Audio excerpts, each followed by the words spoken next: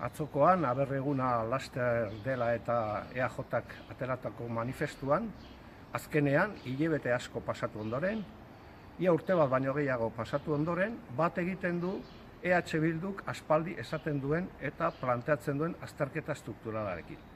Estadua badator, eta badator gure autogobernu apurrak eramatera ere.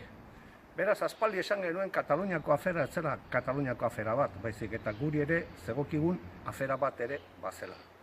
Eta beraz, posten gera EAJak azkenean gure azterketa konpartitzea. Baina terapia planteatzerakoan gure ustez berriz ere okertu egiten da.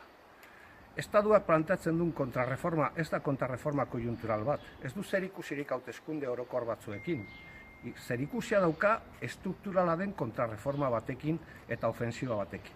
Estaduak erabaki du 1978an esku zabala izan zela eta orain tokatzen dena dela gure autogobernu apurrak kentzea. Eta hor gaude. Eta horren aurrean gu garbi daukagu, ezin daitekela estrategia defensibo soila planteatu, gure ustez, ezin daiteke jun Bernabeura autobusa jartzera.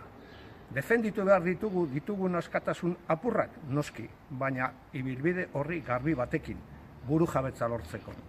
Eta burujabetza lortzeko akordio zabalak behar dira.